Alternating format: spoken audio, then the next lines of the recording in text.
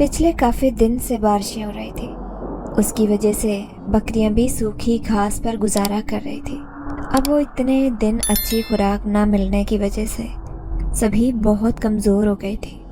आज जब सूरज बुलंद हुआ और मौसम किधरे साफ हो गया तो आज मेरे अब्बा की तबीयत ख़राब हो गई। अम्मा भी घर के कामों में उलझी हुई थी। ऐसे में मैं अम्मा से इजाज़त लेकर बकरियों का रेवड़ लेकर जंगल में आ गई थी। यूं भी हमारे गांव में औरतें और लड़कियां मर्दों के शाना बशाना होकर काम करते थे।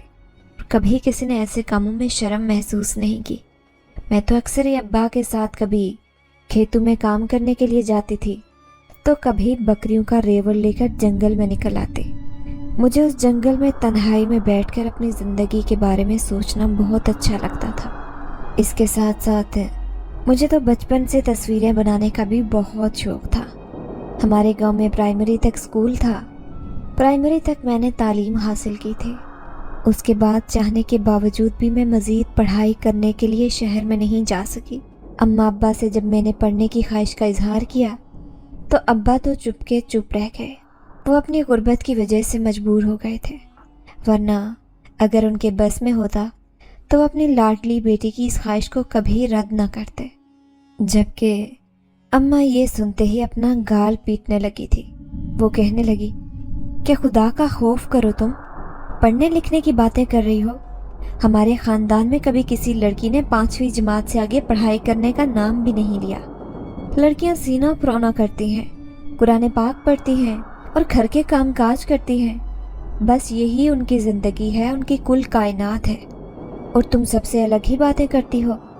न जाने तुम किस पर चली गई हो। तुम तो हमारी नाक कटवाओगी। तुम जानती नहीं हो कि शहर का माहौल कैसा है। वहाँ की पढ़ी लिखी लड़कियाँ बहुत ही ज़्यादा ख़राब है। ये पढ़ाई इंसान का दिमाग ख़राब कर देती है। अम्मा की ये लंबी चौड़ी बातें सुनकर मैं बुझ कर रह गई थी। मुझे पढ़ने लिखने का बहुत शौक़ था। हमारे गांव में कुछ लड़कियां ऐसी थी जो ज़मींदार घराने की थी और वो शहर में जाकर पढ़ रही थी। उन्हें मैं रश्क से देखा करती और फिर अम्मा से मैंने ये कहना शुरू कर दिया कि अगर तुम मुझे शहर में पढ़ने नहीं दे सकते तो मुझे उन लड़कियों के पास पढ़ने के लिए भेज दिया करो। यूँ भी वो घर में बच्चों को और लड़कियों को पढ़ाने का काम भी करती थी। पहले तो अम्मा इस बात पर एतराज़ करती रही, मगर फिर अब्बा ने भी मेरी इस बात पर हामी भर ली। यूँ भी वो लड़कियों को मुफ्त पढ़ाती थी, बस किताबों और कापियों का ही खर्चा था। फिर मैंने उन लड़कियों के पास पढ़ना शुरू कर दिया। हर वक्त मैं अपनी पढ़ाई में मसरूफ़ रहती, इसलिए मैं जंगल में कम ही आती जाती। और फिर जंगल में मेरे साथ एक हादसा पेश आया जिसकी वजह से मैं बुरी तरह से डर गई थी। आज भी जब वो वाक़या मुझे याद आता है तो मेरे रोंगटे खड़े हो जाते। वो मुझे खड़ूस शख्स याद आ जाता जिसे मैंने सिर्फ उस दिन ही देखा था। उसके बाद मैंने उसे ना तो कभी गाँव में देखा और ना ही कभी मुझे उसकी एक कहीं पर झलक नज़र आई। मैं हैरान होती कि वो शख्स कौन था और उस दिन वो जंगल में क्या कर रहा था। फिर मैं सोचती कि हो सकता है वो कोई शिकारी हो, कोई शहर का रहने वाला हो जो जंगल में शिकार की नीयत से आ गया हो या रास्ता भटक गया हो। आज जब मैं बकरियों को लेकर जंगल में पहुंची तो फिर मैं अपनी ही सोचों से बाहर आई। यकदम ही बकरियां एक तरफ भागने लगी थी। ये देख के मैं बुरी तरह से घबरा गई कि अब इतनी बकरियों को मैं कैसे काबू करूं। वो मुसलसल उनके पीछे भाग रही थी मगर वो मेरे हाथ नहीं आ रही थी। ऐसे लग रहा था जैसे उनके पीछे कोई चीज़ लगी हो और वो डर के मारे भाग रही हूँ। वो अजीब व गरीब आवाज़ें अपने गले से निकाल रही थी और इधर उधर भागती फिर रही थी। मैं अब बुरी तरह से थक हार कर अपनी जगह पर बैठ गई और सोचने लगी कि आखिर मैं अब इन बकरियों को कैसे काबू करूं। ना जाने उन्हें क्या हो गया है जो ये बिल्कुल भी एक जगह पर टिक कर नहीं खड़ी हो रही। फिर जब मेरा थकन से बुरा हाल हो गया, मेरी हिम्मत जवाब दे गई तो तभी वो बकरियां भी यकदम पुरसुकून हो गई और फिर घास चरने लगी। अब वो सब मेरे आसपास घास चरने लगी थी। मैंने अपनी कापी निकाली और फिर सामने नज़र आने वाले मंजर की तस्वीर में कापी पर बनाने लगी थी। मुझे मुसव्वरी करने का बहुत शौक़ था। एक दिन मेरी पेंटिंग देखकर मुझे समीना बाजी ने बताया कि शहर में बड़े बड़े स्कूल भी थे जो ये पेंटिंग बनाना सिखाते थे। मुझे तो बचपन से ही ये काम अच्छा लगता था, और अब जब मैंने समीना बाजी से ये बात सुनी तो मेरे दिल में भी ये ख्वाहिश पैदा होने लगी कि मैं भी उस शहर के स्कूल में दाखिला लूँ और पेंटिंग का काम सीखूं। मगर अम्मा अब्बा के सामने इस ख्वाहिश का इजहार करने का मतलब उनके गुस्से को हवा देना था, और मैं उनके गुस्से की मुतहम्मिल नहीं हो सकती थी। वो ज़रा ज़रा सी बात पर मुझ पर गुस्सा करने लगते। ना जाने अम्मा को शहर की ज़िंदगी से इस कदर खौफ क्यों आता था। शायद उन्हें इस बात का डर था कि कहीं मैं उनके हाथ से ना निकल जाऊं, कहीं उनकी बदनामी का बाइस न बन जाऊं, कहीं मेरी वजह से उनकी इज्जत पर हर्फ ना आ जाए। ऊपर से घर के हालात भी ऐसे थे कि मैं ऐसी किसी ख्वाहिश का इजहार कर ही नहीं सकती थी। अभी मैं ये सब सोच रही थी कि जब मुझे अपने आसपास किसी के गला खंगारने की आवाज़ सुनाई दी। मैंने चौंक कर जब पलट कर देखा तो मेरे आसपास कोई भी नहीं था। मैं यहाँ पर अकेली थी। फिर मैंने इस बात को अपना वहम समझा और दोबारा अपनी कापी पर तस्वीर बनाने लगी। कापी पर मैंने अभी उस जंगल की मंजर कशी की थी। हर तरफ दरख्त ही दरख्त थे। अब मैं उन दरख्तों पर रंग भरने लगी थी। तभी दोबारा से वही आवाज़ सुनाई दी जैसे किसी ने मेरा नाम पुकारा हो। अब जब मैंने पलट कर देखा तो अभी भी वहाँ पर कोई नहीं था। मैं हैरान परेशान रह गई कि आखिर यहाँ पर कौन था जो मेरा नाम लेकर मुझे पुकार रहा था, मगर वो मेरे सामने नहीं आ रहा था। अब की बार मैंने कहा, जो भी है सामने आए, मुझे तंग मत करो। मगर मेरी बात के जवाब में खामोशी छाई रही। तभी मेरी नज़र अपनी कापी पर पड़ी तो ये देखकर मैं हैरान रह गई कि कापी पर उस दरख्त के बीचों बीच किसी इंसान का ह्योला भी नज़र आ रहा था, जबकि मैंने तो सिर्फ दरख्तों की ही तस्वीर बनाई थी। मैंने किसी इंसान का चेहरा तो अभी तक बनाया ही नहीं था। मैंने आंखें मसल कर देखा कि शायद मुझे गलत फहमी हुई है, शायद मेरी आंखों को धोखा हुआ है। और जब मैंने आंखें मसल कर दोबारा देखा तो वहाँ पर कुछ भी नहीं था। मैं हैरान परेशान रह गई कि मेरे साथ आज ये क्या हो रहा है। फिर जैसे ही शाम हुई तो मैं तमाम बकरियों का रेवड़ लेकर घर आ गई। आज मैं बहुत उलझी उलझी से थी। आज मेरे साथ जो हुआ था वो बहुत अजीब था और मुझे समझ नहीं आ रही थी कि ऐसा मेरे साथ क्यों कर हुआ। अगले दिन अब्बा की तबीयत बिल्कुल ठीक थी और अब्बा खुद ही बकरियों का रेवड़ लेकर जंगल की तरफ चला गया। हमारा रोज़गार मवेशियों से ही वाबस्ता था। पूरा साल अब्बा मवेशियों की खिदमत करते, उन्हें चारा खिलाते और फिर उन्हें बेच दिया करते। यूँ उनसे जो भी पैसे हासिल होते वो अपनी ज़रूरतों के लिए रख लिया करते थे। इसके साथ साथ हम लोग अपनी फसलें भी उगाते, जिनमें गंदम और चावल की फसलें होती थी। यूँ चावल और गंदम हमारे घर का होता, मगर बाकी ज़रूरियात के लिए हमें पैसों की ज़रूरत पड़ती थी।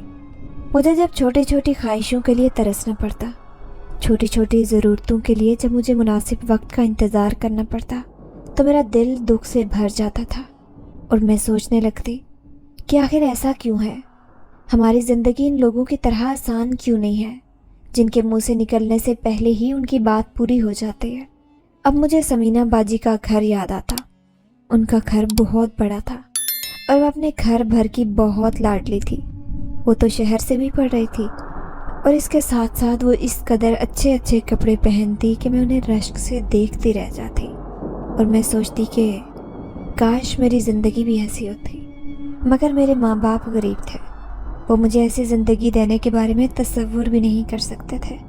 आज मैं जब समीना बाजी के घर गई तो उनके घर में बहुत मज़े मज़े के पकवान पक रहे थे। उनकी खुशबू से मेरा दिल चाह रहा था कि मैं भी ये खुशबूदार जायके वाला खाना पेट भर कर खाऊं, मगर समीना बाजी उस वक्त अपनी तैयारियों में मसरूफ़ थी। आज उन्हें रिश्ते वाले देखने के लिए आ रहे थे। फिर मैं थोड़ी ही देर के बाद वहाँ से घर वापस आ गई, मगर बार बार मेरी आंखों के सामने समीना बाजी का चमकता हुआ चेहरा ही लहराता रहा। बार बार मेरे नथनों से लजीज और मज़ेदार खाने की खुशबू टकरा रही थी। ये सोच सोच कर मेरी आंखों में आंसू आ गए कि हम रोज़ाना ही सादा दाल और सब्ज़ी खाने के आदी थे। अच्छा खाना खाए तो जैसे कितना वक्त बीत गया था। ये सब सोच रही थी मैं, तभी दरवाजे पर दस्तक की आवाज़ सुनाई देने लगी। अम्मा उस वक्त रसोई घर में थी और मैं उस वक्त अपनी किताब लेकर बैठी हुई थी। मैंने किताब एक साइड पर रख कर जब दरवाज़ा खोला तो ये देखकर मेरा मुंह हैरत से खुले का खुला रह गया। کیونکہ میرے سامنے وہی خڑوس شخص کھڑا تھا جو آج سے کچھ سال پہلے میں نے دیکھا تھا، اور اس کے بعد مجھے وہ کہیں پر بھی شخص نظر نہیں آیا تھا۔ اسے دیکھتے ہی میری نظروں کے سامنے اس دن والا واقعہ گھوم گیا جب پہلی بار میں ابا کے ساتھ اس جنگل میں گئی تھی، اور پھر جنگل میں گھومتے گھومتے میں راستہ بھٹک گئے تھے اور جنگل کے درمیان میں پہنچ گئے تھے۔ اس دن اچانک سے موسم خراب ہو گیا تھا، تیز بارش کے ساتھ ساتھ آندھی بھی چلنا شروع ہو گئے تھے۔ تبھی بارش سے بچتے بچاتے میں ابا سے کافی دور ہو گئی تھی۔ اب اس وقت جانوروں کو ایک جگہ پر اکٹھا کرنے میں ابا مصروف ہو گئے تھے۔ ان کا میری طرف سے دھیان ہٹ گیا تھا۔ وہ سمجھ رہے تھے کہ میں اپنی جگہ پر موجود ہوں، جبکہ میں تو کہیں چلتے چلتے وہاں سے کافی دور آ گئی تھی، اور اب میں جنگل کے گھنے حصے میں پہنچ گئی تھی۔ اب میں راستہ بھٹک گئی تھی۔ میں ناسمجھی سے جنگل کے اس مزید تاریک حصے میں پہنچ گئی اور چلتے چلتے ابا سے بہت دور ہو گئی تھی۔ ایک جگہ پر میں زمین پر بیٹھ گئی، پھر خوف سے رونے لگی۔ مجھے بہت ہی زیادہ ڈر لگ رہا تھا۔ مجھے ایسے لگ رہا تھا جیسے ابھی کوئی جن بھوت آئے گا اور مجھے پکڑ کر لے جائے گا، یا پھر جنگلی جانور مجھے اپنا نوالا بنا لیں گے۔ اماں سے میں نے سنا تھا کہ جنگل کے تاریک حصے میں خوفناک جانور بھی تھے، اور اس جنگل میں جنات اور بھوت پریت بھی رہتے تھے جو اکثر لوگوں کو خوف زدہ کرتے۔ اگر کوئی شام کے بعد جنگل میں جاتا تو جنات اس کو راستہ بھٹکا دیتے تھے اور اس سے بہت زیادہ خوف زدہ بھی کرتے۔ جب یہ باتیں مجھے یاد آئیں تو میں اور بھی زیادہ شدت سے رونے لگی۔ تبھی میرے کندھے پر کسی نے ہاتھ رکھا۔ تب میں زیادہ برے طریقے سے چلانے لگی۔ اس شخص نے میرے منہ پر ہاتھ رکھ دیا، اور اب جب میں نے سر اٹھا کر دیکھا تو میرے سامنے ایک نوجوان شخص کھڑا تھا۔ وہ غصے سے مجھے دیکھ کر کہنے لگا، کیا بات ہے؟ تم نے میری نیند خراب کر دی، میرے آرام میں تم نے خلل ڈالا ہے، کیوں اس قدر بری طرح سے چلا رہی ہو؟ اس کی بات سن کر میں حیران پریشان رہ گئی کہ وہ کون تھا جو اس جنگل میں سو رہا تھا، آرام کر رہا تھا، جبکہ بارش اور طوفان اس قدر شدید تھا کہ خوف سے انسان کا برا حال ہو رہا تھا۔ اور اس شخص کا کہنا تھا کہ میں نے اس کے آرام اور سکون میں خلل ڈالا ہے۔ میں نے اسے کہا کہ میں راستہ بھٹک گئی ہوں، ابا سے بچھڑ گئی ہوں۔ اب مجھے سمجھ نہیں آ رہا تھا کہ میں جنگل سے باہر کیسے نکلوں۔ کافی دیر وہ مجھے غصے سے گھورتا رہا، پھر کہنے لگا، تمہیں اسی جگہ پر رکنا چاہیے تھا جہاں تمہارے والد صاحب موجود تھے، تمہیں وہاں سے آگے جانا ہی نہیں چاہیے تھا۔ اس کے منہ سے یہ بات سن کر میں شرمندہ ہو گئی۔ اسے کہنے لگی کہ میں نے جان بوجھ کر ایسا نہیں کیا، اور نہ ہی اپنی مرضی سے راستہ بھٹک کر یہاں پر پہنچی ہوں، بلکہ میں تو سخت بارش اور آندھی کی وجہ سے گھبرا گئی تھی، اور پھر میں چلتے چلتے اس گھنے جنگل میں پہنچ گئی، کیونکہ مجھے یہاں سے باہر نکلنے کا راستہ نہیں آتا۔ اگر آپ مجھے باہر پہنچا دیں یا مجھے باہر نکلنے کا راستہ بتا دیں تو آپ کی بہت مہربانی ہوگی۔ وہ کہنے لگا کہ اب موسم کے حالات قدرے بہتر ہونے دو، میں تمہیں جنگل سے باہر لے جاؤں گا۔ میں نے جب آس پاس نظر دوڑا کر دیکھا تو بارش کی شدت میں کسی قسم کی کمی واقع نہیں ہوئی تھی، اور اب وقت گزرنے کے ساتھ ساتھ ہر طرف اندھیرا بڑھتا جا رہا تھا۔ میں اپنی جگہ سے اٹھ کھڑی ہوئی اور اسے کہنے لگی کہ میں ابھی کے ابھی گھر واپس جانا چاہتی ہوں، کیونکہ مزید اندھیرا ہر طرف پھیل رہا ہے، اس سے مجھے بہت ڈر لگ رہا ہے۔ وہ کہنے لگا کہ اس گھنے جنگل میں کیا تم اندھیرے میں چل لو گی؟ میں نے ہاں میں سر ہلا دیا اور اسے کہنے لگی کہ امی ابو کے پاس جانے کے لیے میں کچھ بھی کر گزروں گی، مگر میں یہاں پر اس خطرناک جنگل میں نہیں رہ سکتی، خدا کے لیے مجھے یہاں سے لے چلو۔ اتنے اندھیرے میں جنگل میں چلنا آسان کام نہیں ہے، بہت زیادہ کیچڑ مچا ہوا تھا۔ میں چلتے چلتے زمین پر گرنے لگی تو اس نے مجھے تھام لیا۔ اب میں ہاتھ پکڑ کر اس کا سہارا لے کر چل رہی تھی۔ جب ہم جنگل کی حدود سے باہر نکلے تو دور سے روشنی نظر آ رہی تھی۔ وہ مجھے کہنے لگا کہ لگتا ہے تمہارے گاؤں والے تمہیں ڈھونڈنے کے لیے جنگل میں آ رہے ہیں، اب تم یہاں سے چلی جاؤ۔ میں نے اس سے پوچھا کہ تم یہاں کیا کر رہے ہو رات کے وقت؟ ہمارے ساتھ ہمارے گھر میں آ جاؤ، جنگل میں رہنا خطرناک ہے۔ وہ غصے سے کہنے لگا کہ تمہیں میری فکر کرنے کی ضرورت نہیں ہے، اور نہ ہی تمہیں میرے بارے میں کسی کو کچھ بھی بتانے کی ضرورت ہے۔ وہ وہیں پر کھڑا رہا، اور ابھی میں چند قدم آگے ہی بڑھ آئی تو سامنے ہی میرے ابو اور گاؤں کے کچھ لوگ آ رہے تھے۔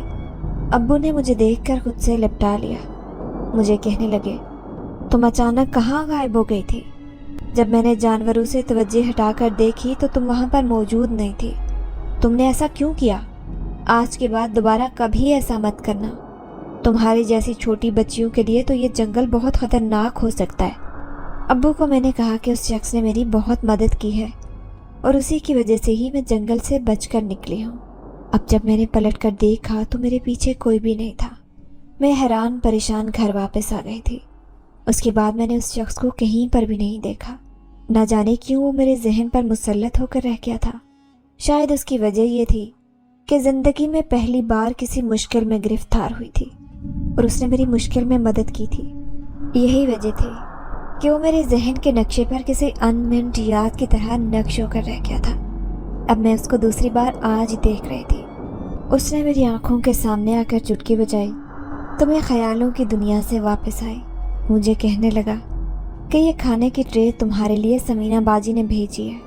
ये देखकर मैं हैरान परेशान रह गई और जब उसका शुक्रिया अदा करके उसे घर के अंदर आने को बोला तो वो कहने लगा कि मुझे देर हो रही है, मुझे और भी बहुत काम है। वो जाते हुए मुझे गहरी नज़रों से देखे जा रहा था। ना जाने उसकी नज़रों में ऐसा क्या था कि मुझे अपने पूरे वजूद में सर्द लहर दौड़ते हुए महसूस हो रहे थे।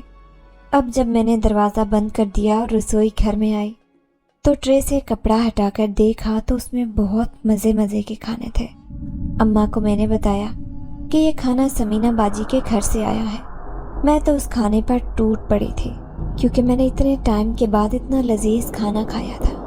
बार बार मेरा दिल समीना बाजी का मशगूल हो रहा था जिनकी वजह से मुझे इतना मज़े का खाना खाने को मिला।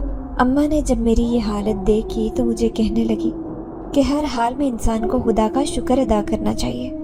इंसान को रूखी सूखी खाकर भी ऐसे ही शुक्र अदा करना चाहिए जैसे कि ये मुर्ग खाकर इंसान करता है। अम्मा की बात सुनकर मैं शर्मिंदा हो गई और कहने लगी कि अम्मा ये भी तो देखो कि कितना टाइम गुजर जाता है, मैं अच्छा खाना खाने को नहीं मिलता।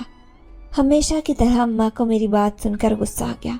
वो मुझे कहने लगी कि इंसान को अपने से नीचे देखना चाहिए, कभी भी अपने से ऊपर नहीं देखना चाहिए, वरना इंसान हमेशा बेसुकून होता रहता है।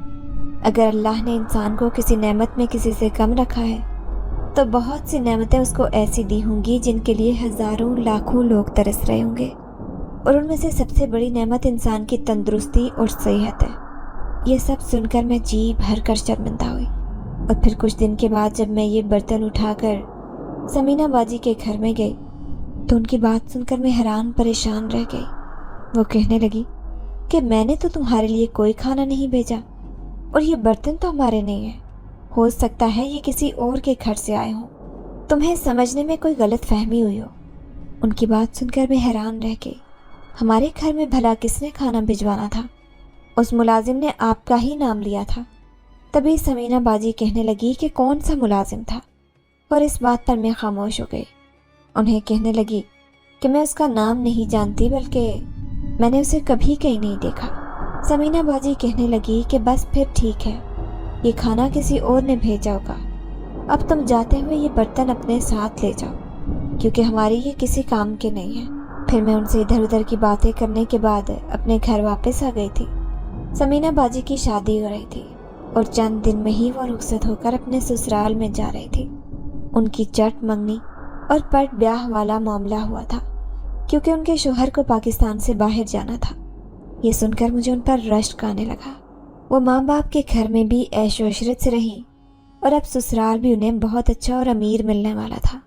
इसी बात का जिक्र जब अम्मा से किया तो हमेशा की तरह वो मुझे लताड़ने लगी और कहने लगी कि अल्लाह सब बच्चियों के नसीब अच्छे करे, यूँ किसी को हसद की निगाह से नहीं देखते। शाम को अम्मा अब्बा के सोने के बाद मैं सहन में आकर बैठ गई। आज चांदनी रात थी और हमेशा की तरह चांदनी रात में मुझे अकेले बैठकर चांद को देखना, उससे बातें करना बहुत अच्छा लगता था। आधी रात गुजर चुकी थी। अम्मा अब्बा बेखबर सो रहे थे और मैं अपने उसी मशगले में मसरूफ़ थी। तभी मुझे अपने आसपास किसी की सरगोशी सुनाई दी। क्या बात है, तुम चांद को इतने गौर से देख रही हो? क्या इसमें किसी का चेहरा नज़र आ रहा है? यह सरगोशी बिल्कुल मेरे कान के पास हुई थी। मैं हड़बड़ा कर रह गई थी। जब आसपास देखा तो यहाँ पर कोई भी नहीं था। फिर मेरे आसपास हंसी की आवाज़ गूंजी। मैं परेशान हो गई।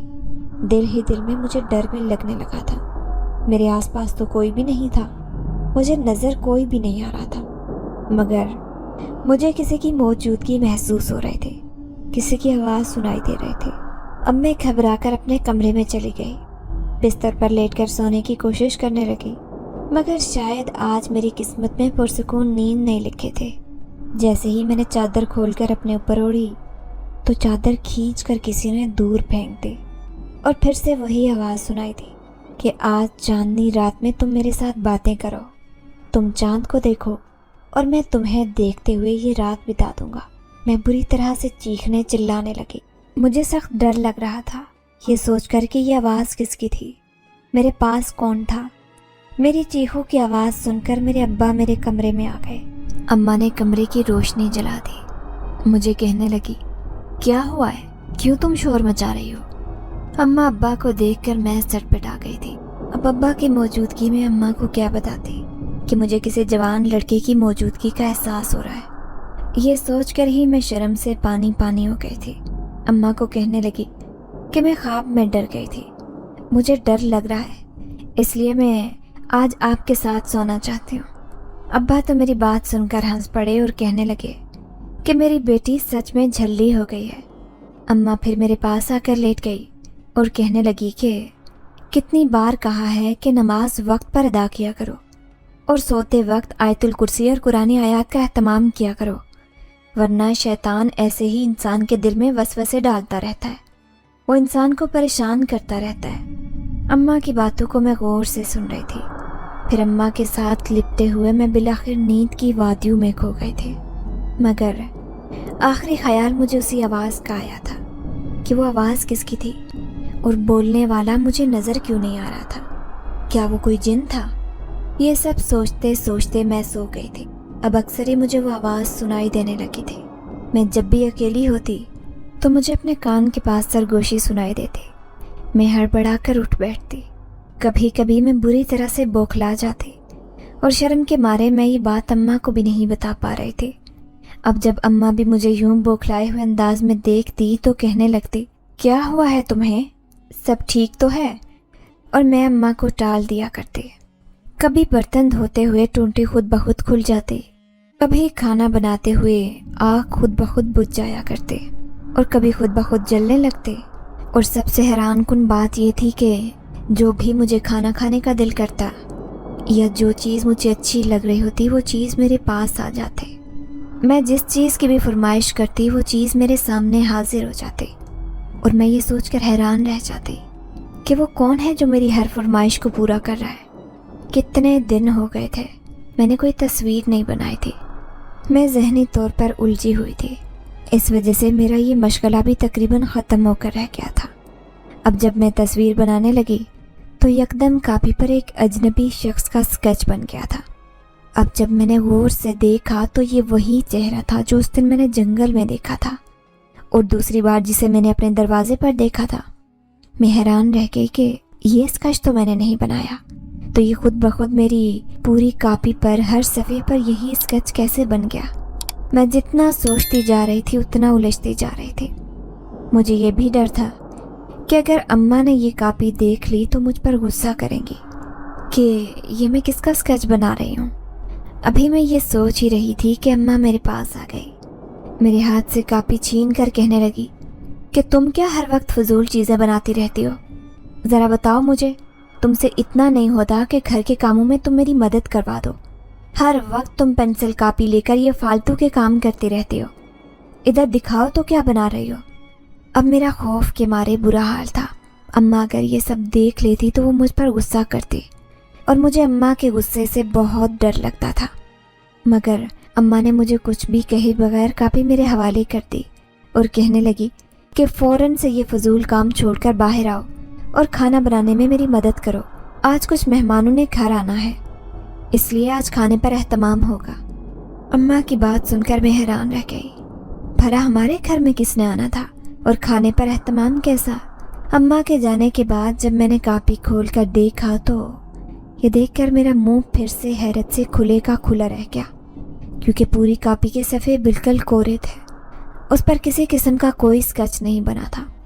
मैं हैरान परेशान सी अपनी सोचों में गुम थी।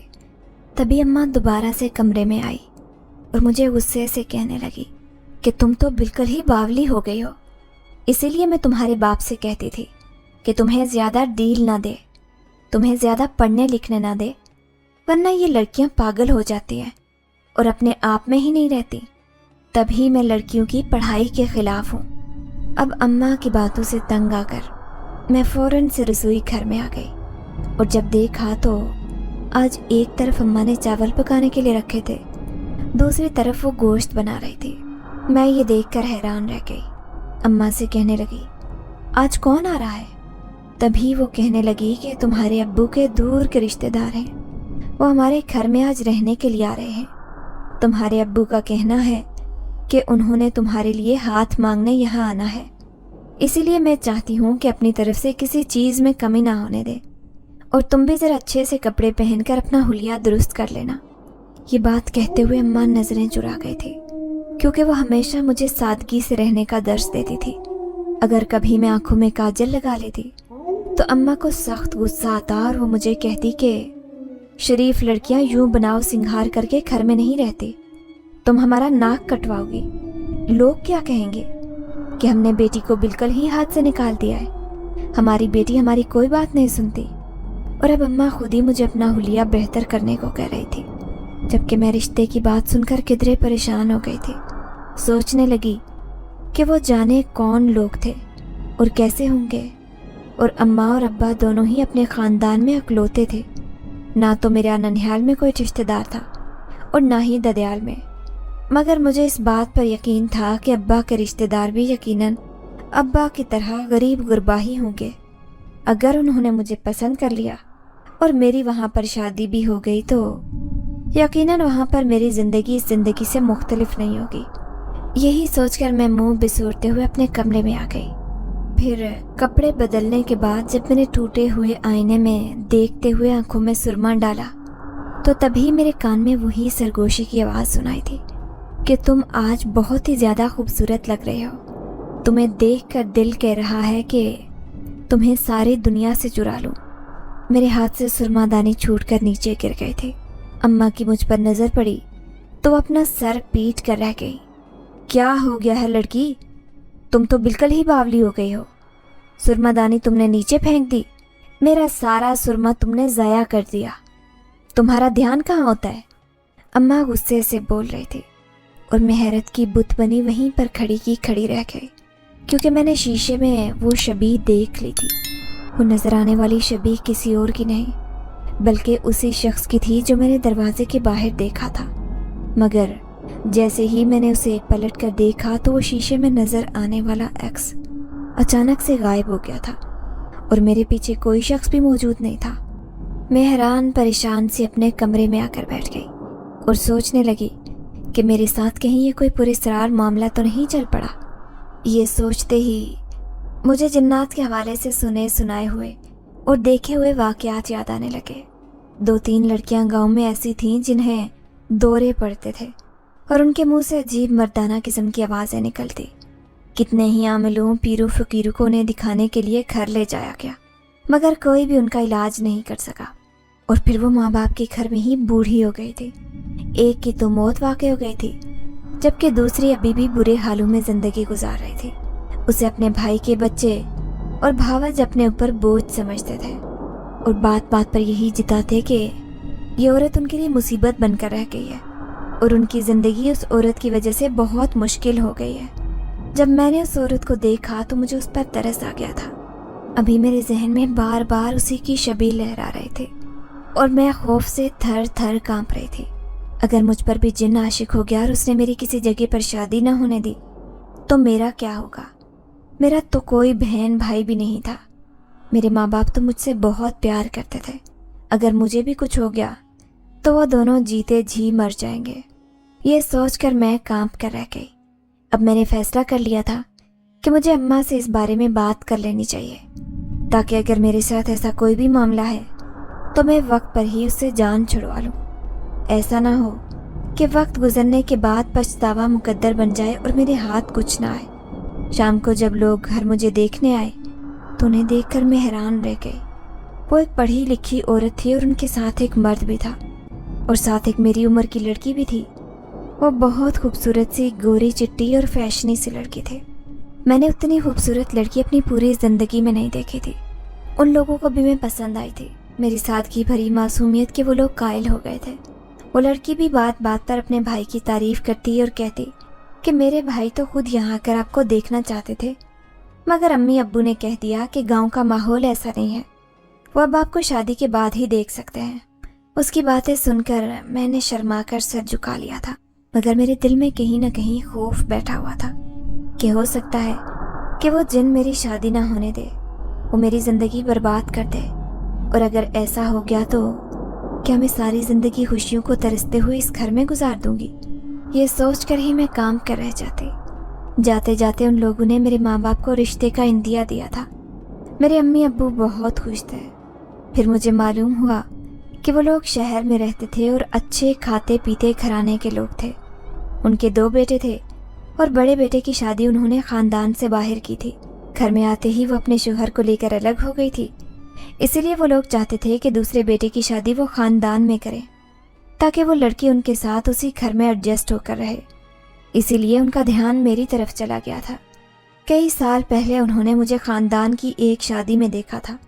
वो मेरी अम्मी के सलीके और समझदारी के कायल थे, इसीलिए वो मेरा रिश्ता लेने के लिए यहाँ पर आए थे। उन लोगों ने कह दिया था कि जहेज के नाम पर कुछ भी नहीं चाहिए, वो बस सादगी से मुझे रुखसत करवाकर अपने घर में लेकर जाना चाहते हैं। उनकी बात सुनकर जहाँ पर अम्मी अब्बू ने इत्मीनान का सांस लिया, वहीं पर मैं भी दिल ही दिल में परेशान हो गई थी कि ना जाने मेरी शादी भी होगी या वो जिन मुझ पर हमेशा के लिए मुसल्लत होकर रह जाएगा।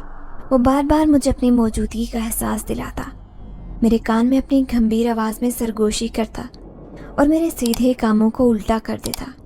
और जब मुझे अम्मी से डांट पड़ने वाली होती तो वो मेरे उल्टे कामों को सीधा कर देता।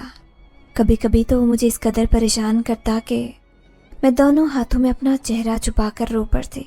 और मेरी इस हालत को देखकर अम्मा समझती थी कि शायद मैं इस घर में जाने के ख्याल से अफसरदा हो रही हूँ। तब वो मुझे घर बसाने के गुर बताने लगते और कहती कि एक न एक दिन हर लड़की को रुखसत होकर अपने ससुराल में जाना ही होता है। छोटी छोटी बातों पर दिल छोटा नहीं करते। तुम्हें अल्लाह अपने घर में खुश और आबाद रखे। और फिर उन तमाम खदशात को लेकर मैं ससुराल आ गई। मुझे इस बात का यकीन ही नहीं आ रहा था कि मेरी शादी हो गई थी और वो जो जिन मुझ पर आशिक था उसने मेरी शादी आखिर कैसे होने दी।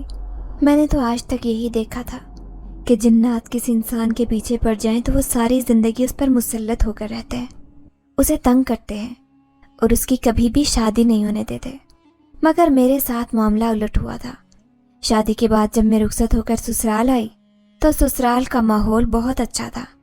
मेरे सास ससुर और मेरे शौहर मेरा ख्याल भी रखते और मेरी बहुत ज़्यादा परवाह करते। उन्हीं दिनों मेरी जेठानी भी ससुराल आकर रहने लगी। वो उम्मीद से थी और उसके आखिरी दिन चल रहे थे। जब ही मेरे जेठ कहने लगे कि इस हालत में इसका अकेले रहना मुनासिब नहीं है, जब तक वो ठीक नहीं हो जाती तब तक उस घर में रहेगी। इस बात पर भला किसी को क्या एतराज़ हो सकता था। बल्कि मेरी सास ने तो इस बात पर शुक्र अदा किया था कि इस तरह से उनका बेटा उनके करीब रह सकता है, वो उन्हें रोज़ाना देख सकती है। जबकि इससे पहले तो उनको अपने बेटे की शक्ल देखे हुए कितने दिन गुजर जाते थे। मेरी जेठानी मेरे कमरे में ज़्यादा वक्त गुजारने लगी। न जाने क्यों मुझे उन्हें देखकर उलझन होती थी। वो मेरे कपड़ों पर, मेरे उठने बैठने पर, हर चीज़ में नुक्स निकालती और बातों बातों में मुझे कहती कि तुम्हारा शौहर तुम्हारे साथ कैसे वक्त गुजार रहा है। वो तो मेरी छोटी बहन को पसंद करता था और उससे शादी करना चाहता था, मगर मेरी सासू माँ ने ज़बरदस्ती उनकी शादी तुम्हारे साथ करवा दी। वो तो कहता था कि मैं किसी पेंडू लड़की के साथ ज़िंदगी नहीं गुजार सकता। उसकी बातें सुनकर मेरा दिल दुखता था। फिर मैं भी सुनकर मेरा दिल बुरी तरह से अफसरदा हो गया था। आज शाम को जब मेरे शौहर घर आए तो उन्होंने भी मेरा बुझा हुआ रवैया देखा तो वो चौंक उठे। मुझसे मेरे रवैये का सबब पूछने लगे। मैंने बेरुखी से उसका हाथ पीछे झटक दिया। भला उनसे ज़्यादा मुनाफिक शख्स मैंने कहीं नहीं देखा था। वो मुझे पसंद नहीं करते थे तो उन्होंने मुझसे शादी क्यों की थी। मुझे गुमसुम देखकर वो कहने लगे कि कहीं घूम फिर आते हैं, तुम्हारा मूड अच्छा हो जाएगा। वैसे भी आज मेरे दोस्त के घर में फंक्शन है तुम्हें जो मैंने मुंह दिखाई में कंगन गिफ्ट किए थे वो कंगन पहनकर तुम मेरे साथ चलना। उनकी बात सुनकर तैयार होने के बाद जैसे ही मैंने अपना लॉकर खोला तो ये देखकर मेरा हैरत से मुंह खुले का खुला रह गया कि मेरा पूरा लॉकर खाली था, उसमें कोई जेवर मौजूद नहीं था। मैं ये देखकर बुरी तरह से डर गई और अपने शोहर से कहने लगी कि मेरा तो लॉकर खाली है, यहाँ पर कोई भी जेवर मौजूद नहीं है। ये बात सुनकर मेरे शोहर भी हैरान रह गए। अब जब उन्होंने लॉकर देखा तो वहाँ पर मेरा कोई भी गोल्ड मौजूद नहीं था और उसके साथ साथ उन्होंने यहाँ पर अपनी कुछ जायदाद के कागज़ भी रखे थे और कुछ अहम फाइल्स भी थी और सब कुछ यहाँ से गायब था। मेरे शोहर मुझ पर गुस्सा करने लगे कि आखिर ये सब सामान कहाँ गया, तुमने कहाँ रखा। मैं उनके गुस्से से सहम कर रह गई। शोर की आवाज़ सुनकर सभी लोग वहाँ पर आ गए। मेरी सास भी परेशान थी कि आज तक इस घर में कभी ऐसा नहीं हुआ। मेरी जेठानी जहर खन लहजे में कहने लगी कि कहीं ऐसा तो नहीं कि इसने अपने जेवर अपने माँ बाप को दिए हों, वैसे भी वो गरीब लोग हैं, हो सकता है कि उन्होंने अपनी ज़रूरत के लिए उसके जेवर को बेच दिया हो। जेठानी की ये बात सुनकर मेरा मुंह खुले का खुला रह गया था। मैं उससे कहने लगी कि मेरे माँ बाप ऐसे नहीं हैं और ना ही वो ऐसा कर सकते हैं। मैंने ये जेवरात खुद यहाँ पर रखे थे, मैं नहीं जानती कि ये सब कैसे हो गया है। मुझे अपनी जेठानी की भी समझ आ गई थी कि पहले तो वो जो मेरे साथ अच्छी बन रही थी, अब वो सबके सामने मुझे झूठा और मुनाफिक साबित करने की कोशिश कर रही थी और मैं इस बात पर हैरान थी कि वो मेरे साथ ऐसा क्यों कर रहे थे। मेरे शोहर मुझ पर गुस्सा थे और बाकी घरवाले भी मुझसे बात नहीं कर रहे थे। उन्होंने भी जेठानी की बातों पर यकीन कर लिया था। उन्हें लगता था कि ये सब जेवरात मैंने अपनी माँ के घर में रखे हैं और मुझे बार बार रहकर उसे जिन का ख्याल आ रहा था कि कहीं उसने मुझे सबकी नज़रों में रुसवा करने के लिए ऐसा तो नहीं किया। इस ख्याल का आना था कि मैं फूट फूट कर रो पड़ी। तभी मुझे अपने कान में वही आवाज़ सुनाई दी कि फ़िक्र मत करो, तुम्हारा मसला जल्दी हल हो जाएगा। इस सब की जिम्मेदार तुम्हारी जेठानी है, उसकी असलियत खुद ही सबके सामने आ जाएगी और सब कुछ ठीक हो जाएगा। ये आवाज़ सुनकर मैंने सर उठाकर देखा, मगर आज भी हस्बे मामूल में अकेली थी। मगर ये सुनकर मेरा दिल तसल्ली में आ गया था कि मेरे दिल में जितने भी खदशात थे दूर हो गए थे। मैं बिला वजह ही उस जिन के लिए गलत सोच रही थी, मगर मुझे इतना भी इल्म था कि उसने मुझे कभी कोई नुकसान नहीं पहुंचाया था और यकीनन अब की बार भी वो मेरे साथ कुछ गलत करने वाला नहीं था। फिर अगले ही दिन रात को मेरी जेठानी की तबीयत ख़राब हो गई। उसे जब अस्पताल लेकर गए तो तब मेरे जेठ ने मेरी नंद से कहा कि कमरे की सफाई अच्छे से करवा देना। काफ़ी दिन से तुम्हारी भाभी की तबीयत ठीक नहीं थी, उसने भी अच्छे से सफाई नहीं की। मुझे तो कोई चीज़ जगह पर मिलती नहीं है। जब तक हम लोग वापस नहीं आते मुलाजमा के साथ मिलकर कमरे की सफाई करवा दो। और फिर कमरे की सफाई के दौरान ही मेरे वो तमाम जेवरात और जायदाद के कागजात मेरी जेठानी के कमरे में मिल गए थे। ये बात मेरी नंद ने मुझसे छुपा ली थी। वो सारी चीज़ें उठाकर अपने माँ बाप के कमरे में चली गई और फिर शाम को जब मेरी जेठानी ने एक नन्ही गुड़िया को जन्म दिया और सब लोग जब घर वापस आ गए तो तब मेरी नंद ने सब लोगों को बताया कि ये तमाम जेवरात भाभी के कमरे से मिले हैं। मेरी जेठानी तो इस बात पर हैरान थी कि वो जेवरात सबके हाथ कैसे लग गए, क्योंकि वो उसने अपने लॉकर में रख दिए थे और घर पर इन चीज़ों की मौजूदगी जेठानी की समझ से बाहर थी। वो इस बात पर हैरान परेशान थी और फिर बातों ही बातों में उसके मुंह से ये बात निकल भी गई कि बैंक से ये चीज़ें घर में कैसे आ सकती हैं। तभी सब लोगों को भी इस बात का इल्म हो गया कि वो झूठ बोल रही थी और उसने मुझे सबके सामने रुसवा करने की साजिश की थी। उस दिन के बाद जितने दिन भी मेरी जेठानी यहाँ पर रही वो मुझसे शर्मिंदा सी नज़रें चुराए रही थी और मैं इस बात पर खुदा का शुक्र अदा कर रही थी कि मुझसे ये घिनौना इल्ज़ाम हट गया था और मैं सबकी नज़रों में सुरखरू हो गई थी। अब मेरे शोहर ने भी अपने रवैये की मुझसे माफ़ी मांगी और कहने लगे कि मुझे माफ़ कर दो, मुझे तुम्हारे साथ ऐसा नहीं करना चाहिए था, मुझे तुम्हारा एतबार करना चाहिए था। मेरी जेठानी जब अपने घर चली गई तो उसके बाद मैंने भी सुख का सांस लिया था। अब इस बात को कितने ही साल गुजर चुके हैं। मेरी छोटी नंद भी अपने घर की हो चुकी है और मेरी जेठानी के साथ मेरे ताल्लुकात बहाल हो गए हैं। वो आज भी अपने किए पर शर्मिंदा है और आज भी मुझे गंभीर आवाज़ सुनाई देती है। आज भी मुझे आसपास किसी की मौजूदगी का एहसास होता है, मगर मेरे लाख कहने के बावजूद भी वो मेरे सामने नहीं आता।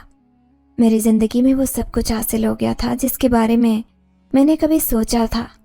میرے شوہر نے جب مجھ سے پوچھا کہ تمہیں کس چیز کا شوق ہے، تبھی میں نے شوہر کے سامنے اس خواہش کا اظہار کر دیا کہ میں مصوری کرنا چاہتی ہوں، اور پھر میرے شوہر نے ایک انسٹیٹیوٹ میں میرا داخلہ کروا دیا اور چند ہی دن میں مصوری کرنا سیکھ گئی تھی۔ اب تو میری بنائی ہوئی پینٹنگز بھی گیلری میں جگہ بنانے لگی تھی اور لوگوں کی توجہ کا مرکز بننے لگی تھی۔ اب کتنے ہی لوگ مجھے مصور کے طور پر جانتے تھے۔ زندگی میں سب کچھ تھا، ہر خوشی تھی، بچے بھی تھے، مگر اس کے باوجود بھی یہ خلش تھی کہ میرا شوہر مجھے پسند نہیں کرتا۔ وہ مجھے پینڈو لڑکی سمجھتا تھا۔ اس دن میرے شوہر نے مجھے گھیر لیا، مجھے کہنے لگا کہ سچ سچ بتاؤ، تمہاری آنکھیں اس قدر بجھی کیوں رہتی ہیں؟ کیا تم اس شادی سے خوش نہیں ہو؟ کیا میں تمہیں پسند نہیں آیا؟ تب میں نے روتے ہوئے ان سے یہ ساری باتیں کہتی جو میں نے کتنے وقت سے اپنے دل میں چھپائے ہوئے تھی۔ کیا آپ اپنی بھابھی کی بہن کو پسند کرتے تھے؟ تبھی وہ میرا چہرہ اپنے ہاتھوں میں تھام کر کہنے لگا کہ بھابھی خود اپنی بہن کی میرے سے شادی کروانا چاہتی تھی، مگر میں اسے پسند نہیں کرتا تھا، اور میرے انکار پر ہی میرے امی ابو نے اس کا رشتہ میرے لیے نہیں مانگا۔ اور پھر جب امی ابو نے میرے سامنے تمہارا نام لیا تو تمہاری سادگی اور شرافت کی تعریف کی، تو پھر بنا دیکھے ہی ان کے فیصلے کو قبول کر لیا تھا۔ اور پھر جب تمہیں دیکھا تو مجھے یقین آ گیا کہ امی ابو میرے لیے غلط نہیں سوچ سکتے۔ اپنے شوہر کی بات سن کر میری نظروں کے سامنے سے بھی بدگمانیوں کے بادل چھٹ گئے تھے، اور اب سارا منظر مجھے صاف نظر آنے لگا تھا۔